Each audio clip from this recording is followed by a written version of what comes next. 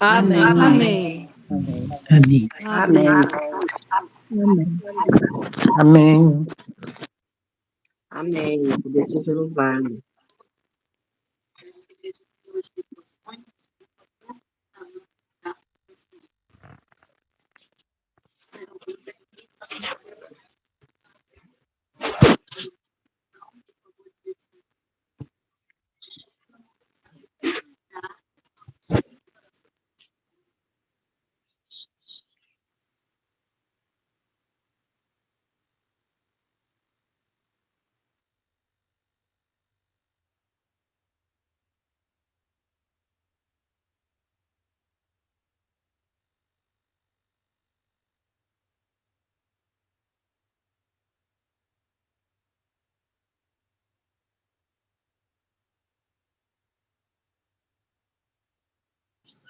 Bom dia, irmãos. Bom dia a todos. Graças e paz. Bom dia, graças a Deus. Graças a Deus. Os irmãos conseguem me ver bem aí? Sim. Sim. Então vamos, pela graça de Papai do Céu, vamos refletir um pouco no que está discorrido para nós nesta manhã. Vamos aprender um pouco mais sobre a vontade de Deus e esse final glorioso, né, que está preparado para nós. Já está preparado.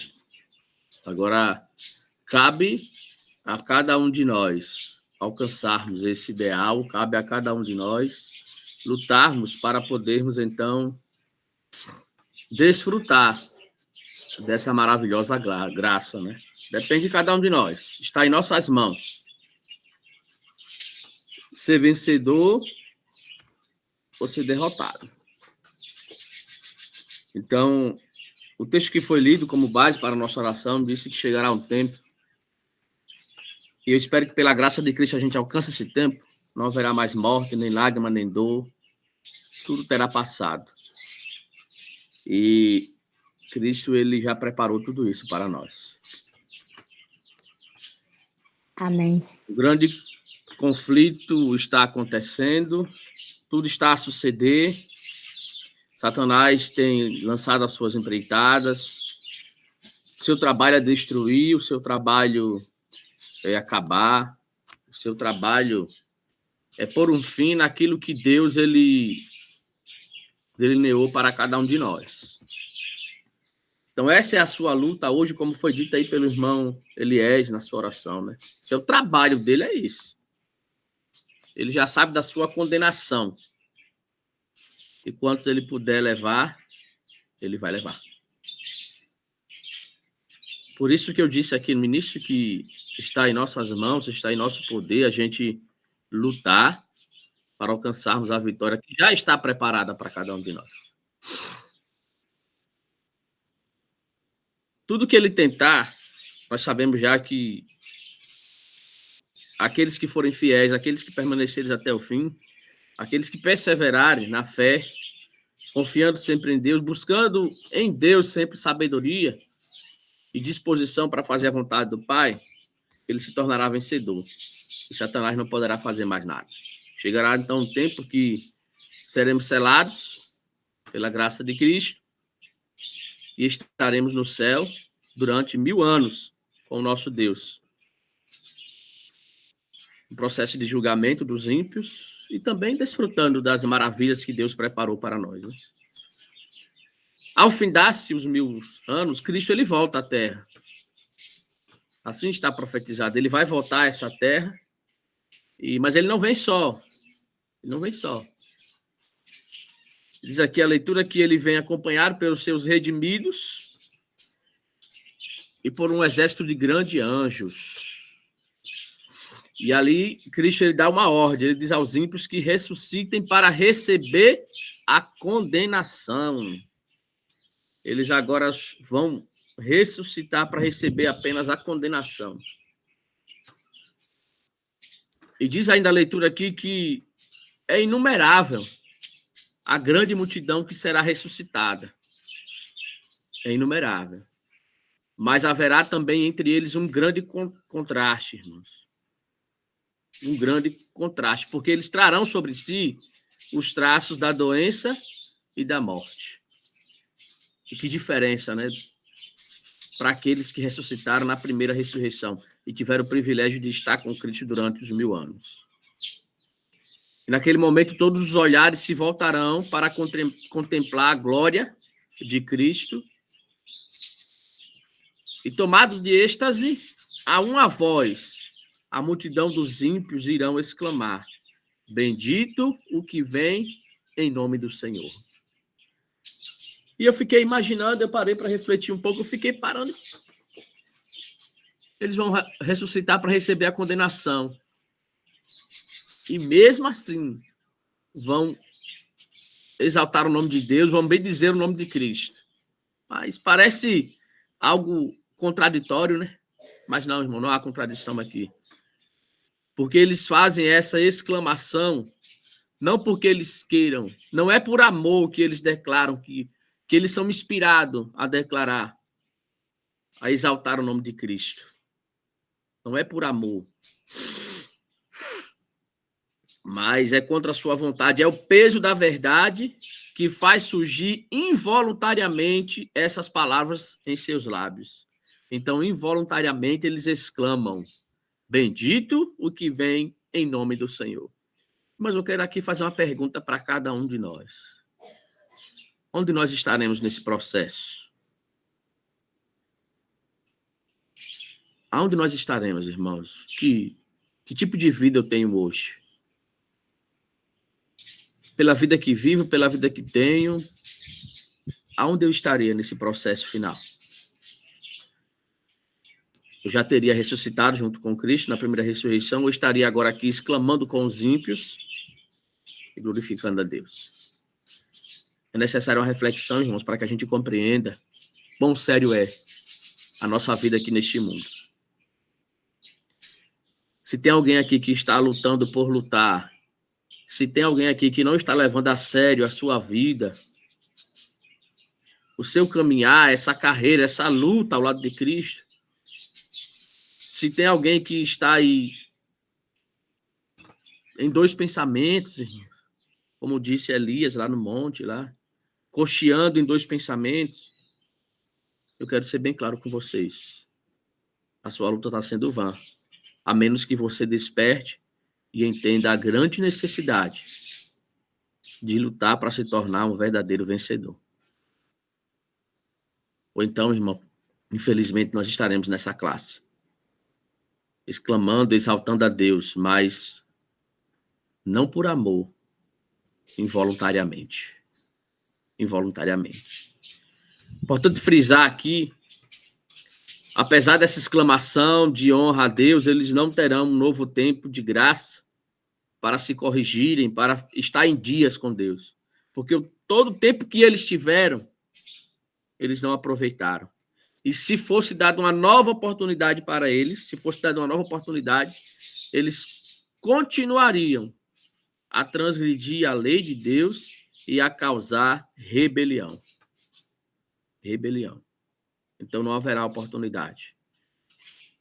Cristo desce, com seus pés toca no Monte das Oliveiras, que é fendido ao meio, se torna um grande vale, então desce do céu a Nova Jerusalém, repousa sobre ele, e Cristo, com seu povo e os anjos, entram na santa cidade.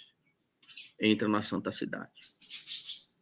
Interessante é aqui que, durante os 1000 anos que Satanás ficará aqui preso sobre cadeias de circunstâncias, vocês sabiam que Satanás estará aqui em depressão, irmão?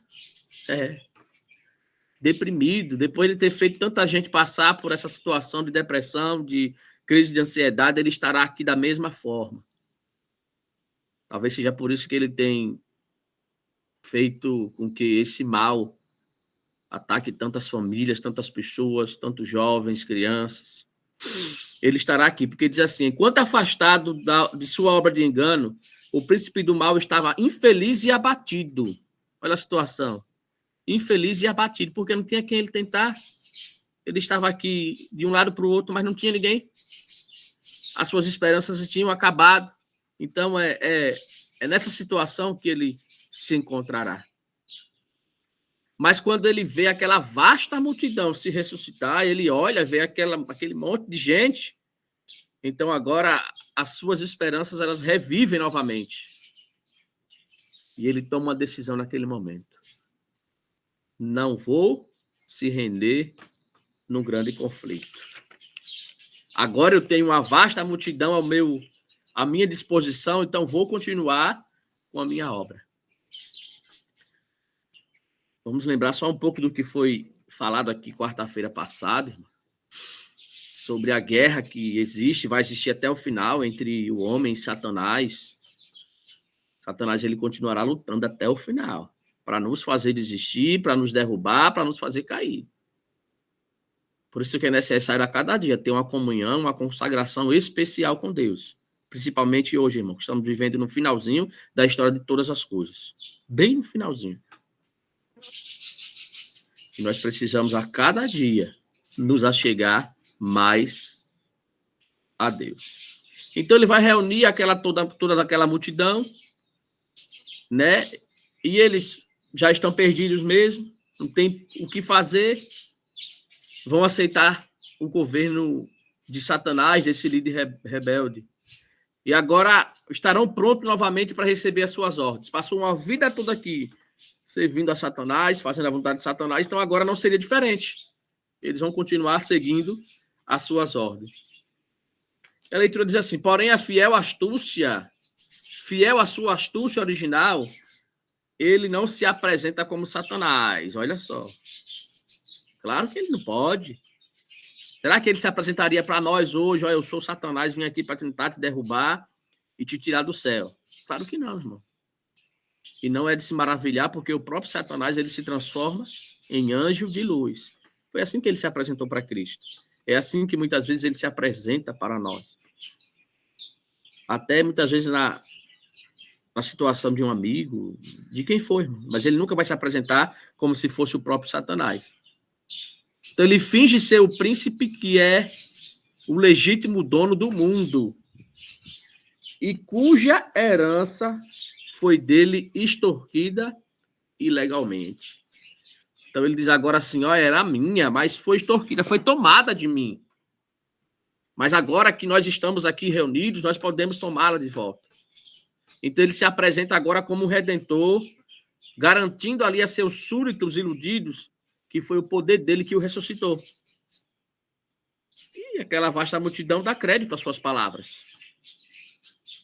Muitas vezes também damos crédito às suas pretensas esperanças trazidas, irmão, para cada um de nós, com as suas ilusões. E ele começa a mostrar para aquelas pessoas que eles são fortes, suficientes para tomar a Cidade Santa e poder continuar ali o seu legado. Torna forte aquele que é fraco e a todos inspira com seu espírito e energia, propondo-se a conduzi-los para tomar posse da cidade de Deus. Aponta para os milhões que foram ressuscitados e declara que, na qualidade de seu líder, é capaz de retomar seu trono e reino. Veja que ousadia, irmão. Naquela vasta multidão, aqui é que me chamou a atenção, há muitos que pertenceram ao povo de grande longevidade que existiu antes do dilúvio. Pessoa de estatura elevada e gigantesco intelecto. Indivíduos cujas maravilhosas obras de arte levaram o mundo a idolatrá-los, mas cuja crueldade e invenções más fizeram com que Deus os eliminasse da terra. Há reis e generais que jamais perderam uma batalha.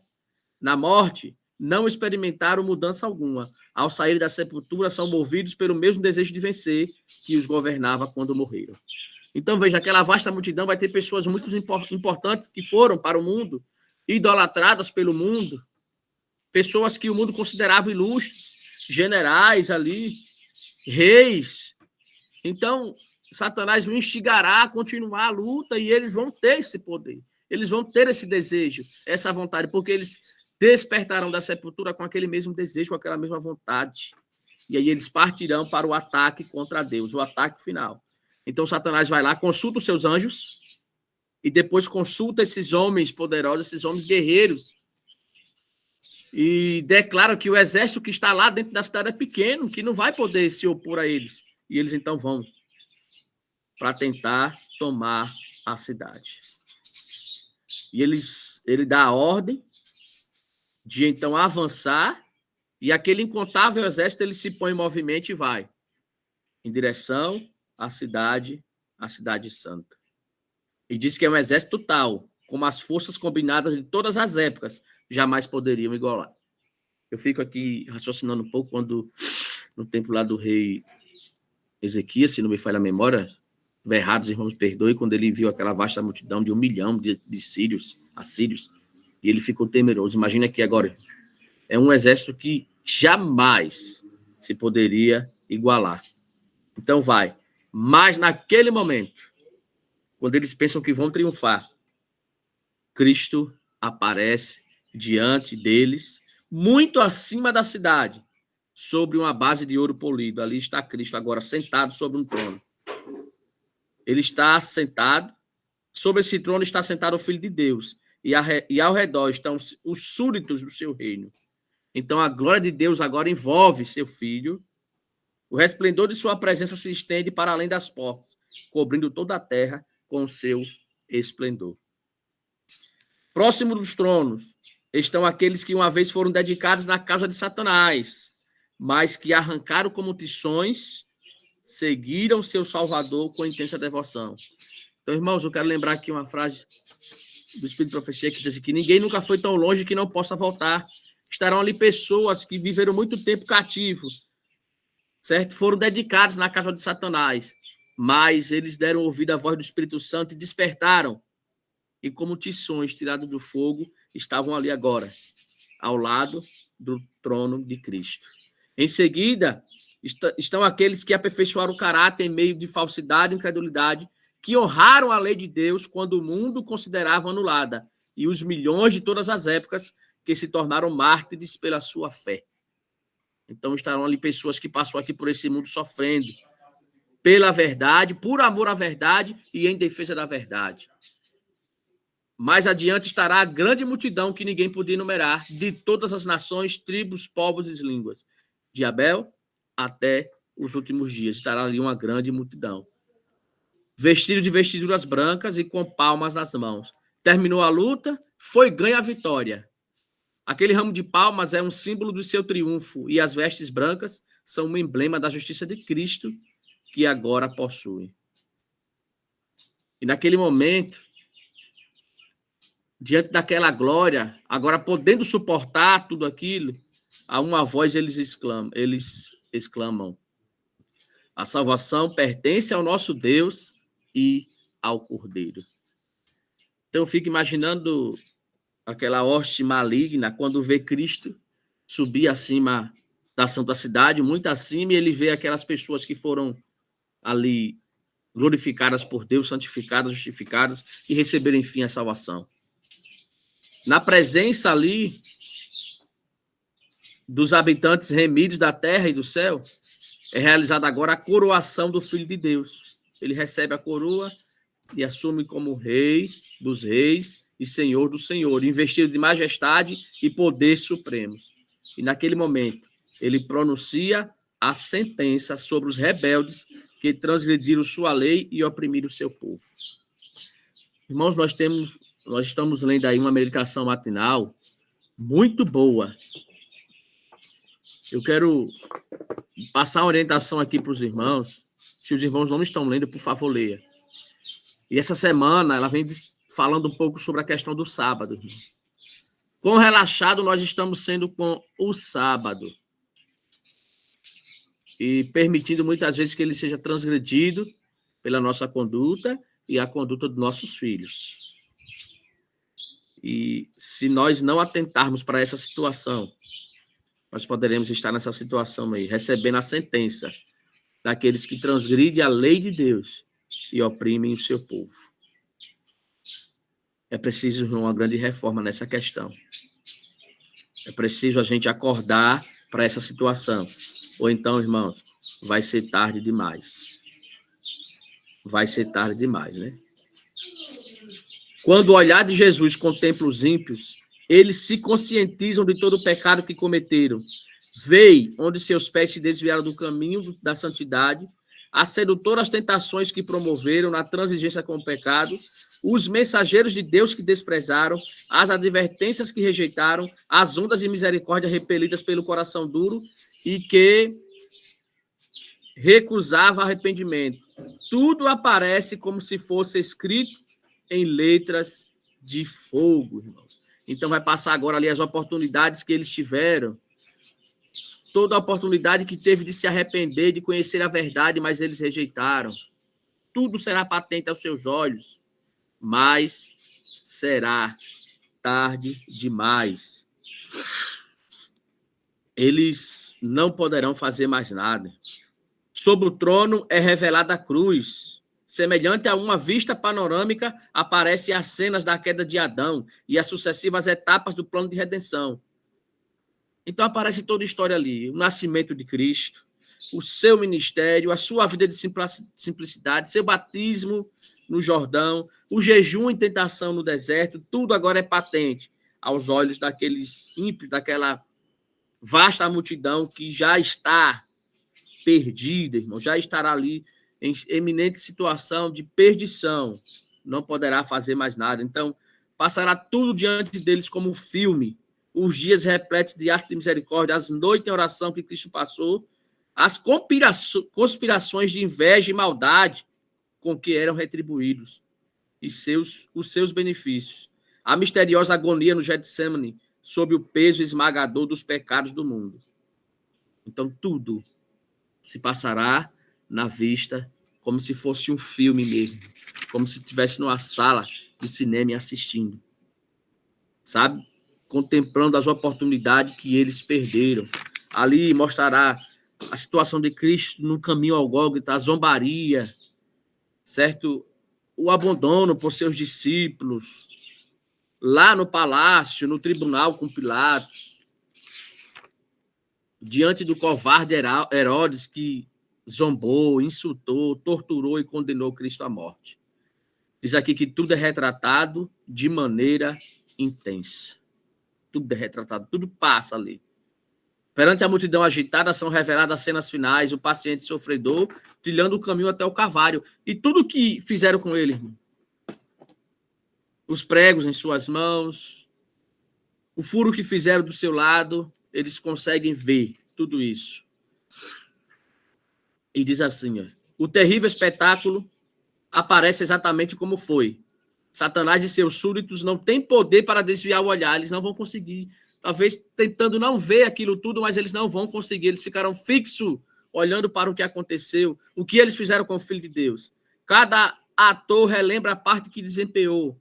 Herodes matando as inocentes criancinhas de Belém, a desprezível Herodias, culpada pelo sangue de João Batista, o fraco Pilatos, escravo das circunstâncias, os soldados zombadores, a multidão furiosa que clamou, caia sobre nós o seu sangue e sobre nossos filhos. Então eles agora vão tentar se ocultar daquelas cenas, não olhar, não contemplar, mas não terão poder. Eles não conseguirão, porque estarão fixos aquilo ali. Todos procuram em vão ocultar-se da majestade divina de seu rosto, enquanto os redimidos lançam suas coroas aos pés de Salvador, exclamando, ele morreu por mim. Mais uma vez eu pergunto, de que lado nós estaremos? Será que será essa a nossa exclamação? Ele morreu por mim, foi por ele, foi por causa dele que eu estou aqui. Será que será essa a nossa exclamação? Nós estamos aqui ainda nesse mundo, irmão, em luta, certo? Para nos tornarmos vencedores, para alcançarmos a coroa de glória. E enquanto aqui estivermos, teremos que continuar lutando até alcançar a coroa de vida eterna. Mateus 24:13 nos diz assim, pois aquele que perseverar até o fim, esse será salvo. Então essa luta, ela não acabou. Ela vai até o fim e nós precisamos continuar lutando. Ali estará também aquele monstro Nero, e será revelado todas as suas crueldades, tudo que ele fez, tudo que ele passou. Eu não vou falar mais sobre Nero, porque vai passar muito rápido do nosso tempo. Mas todos nós conhecemos aqui um pouco da história desse monstro, o que ele fez a ponto de matar a própria mãe, o que ele causou ali. Então, estará também ali aquele homem. A mãe dele estará ali como testemunha da sua obra, por não ter educado bem o seu filho, mas ter dado a ele ênfase para continuar fazendo mal. Ali estarão também sacerdotes e líderes que se diziam embaixadores de Cristo. Aqui é que eu quero chamar a atenção de cada um de nós. Ali estarão sacerdotes e líderes que se diziam embaixadores de Cristo, mas utilizaram tortura, masmorra e fogueira para dominar o povo. Ali estão os orgulhosos pontífices que se exaltaram acima de Deus e ousaram mudar a lei do Altíssimo. Aqueles supostos dirigentes da igreja têm uma conta a prestar com Deus. Tarde demais, chegaram a ver que o Onisciente cuida de sua lei. Aprendem agora que Cristo identifica seu interesse como do seu povo sofredor. Todo mundo ímpio é agora acusado de alta traição contra o governo de Deus. Não existe ninguém para defender a causa deles. Encontram-se sem desculpa e a sentença de morte eterna é pronunciada contra eles.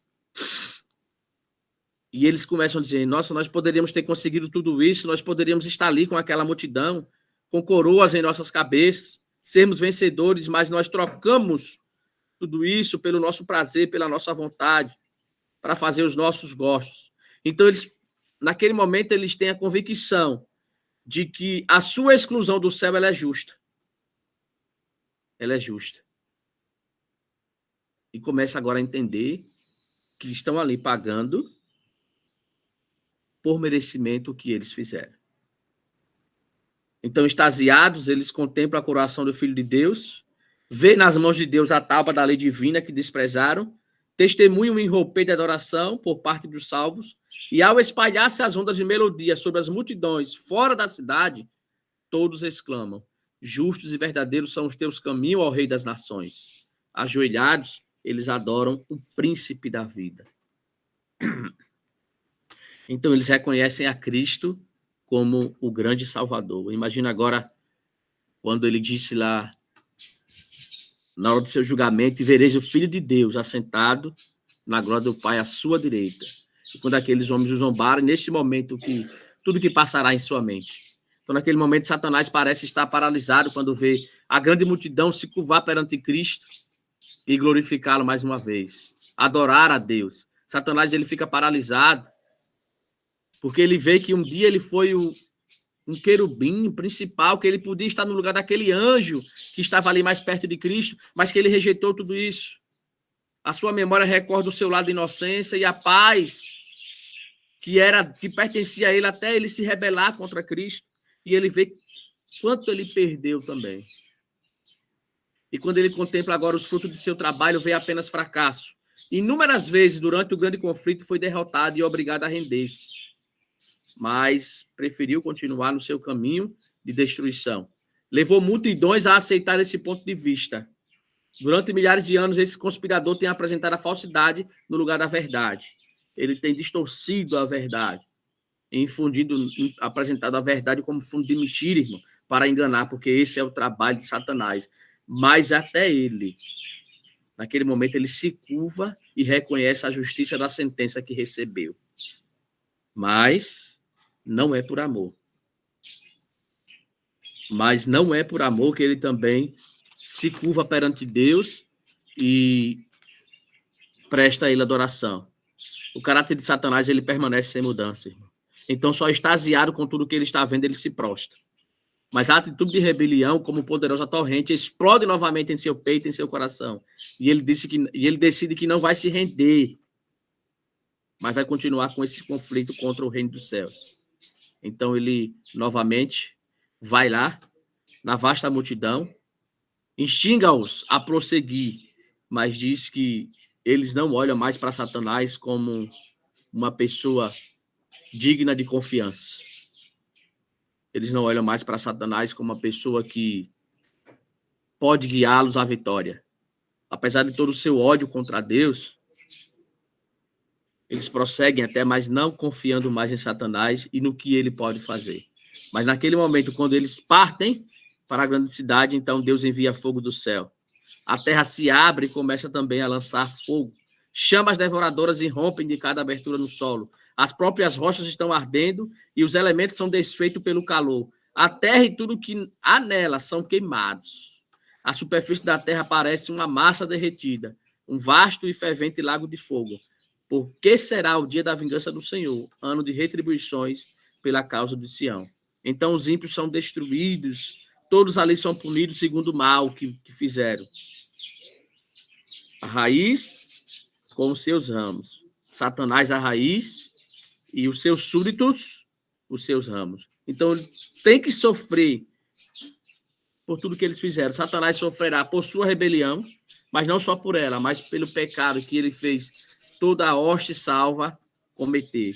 Então, o pecado de todos os salvos estarão colocados sobre Satanás. Então, ele passará mais tempo ali, sofrendo a pena por tudo que ele cometeu e que levou o povo de Deus a cometer. Então, naquelas chamas, os ímpios são finalmente destruídos.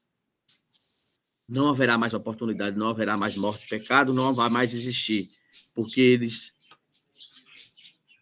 escolheram servir a Satanás. Aquele mesmo fogo que consome os ímpios, ele purifica a terra. Então, todo vestígio de maldição é removido. Não existirá nenhum inferno a arder eternamente, para conservar diante dos resgatados as terríveis consequências do pecado. Não.